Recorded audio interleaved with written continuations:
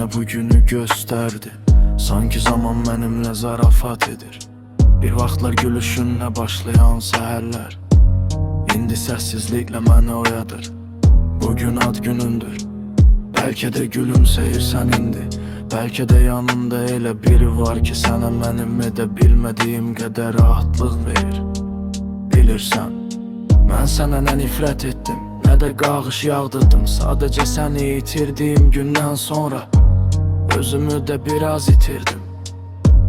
Hələ də dua edirəm, ürəyinə kədər toxunmasın mənim yaşadığım gecələri heç kim sənə yaşatmasın.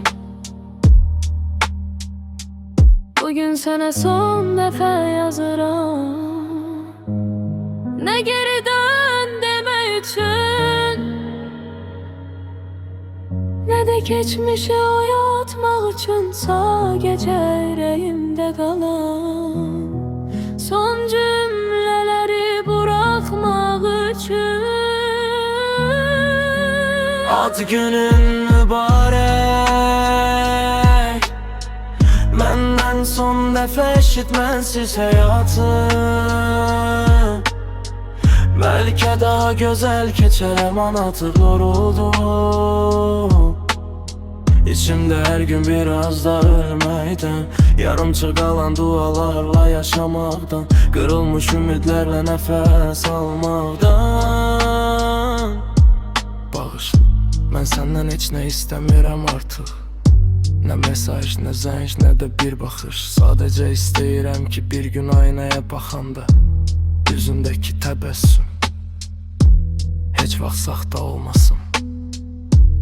Mənim üçün ağlama, onsuz da göz yaşları. Heç nəyi dəyişmir bəzi insanlar, sevmək üçün gəlir. Bəziləri isə sevməyi öyrədib gedir. Sən hansıydın hələ də bilmirəm.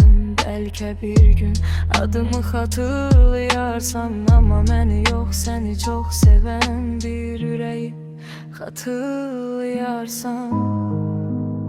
Əgər bir gün bu mahnı qulağına çatsa, bilməyini istəyirəm, mən səni günahlandırmadım. Sadəcə talih ikimizə fərqli yollar yazdı. Sən işığa tərəf getdin, mən isə kölgəmlə dost oldum. Ad günün mübarək, səmadan sənə yalnız yaxşılıqlar yaxsın. Mənsiz həyatım,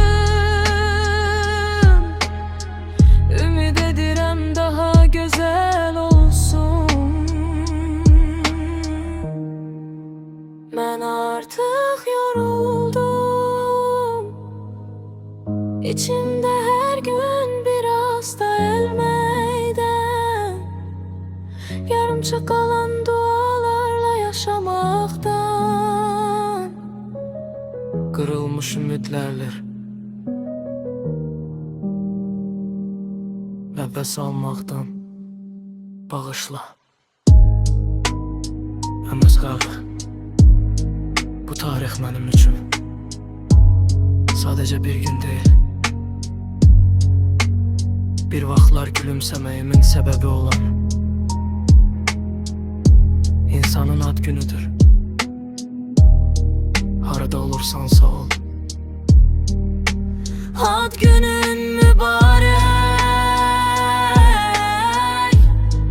ömür müdirək. Mənsiz həyatım daha gözəl olar. Mən isə Artıq susuram, bağışla.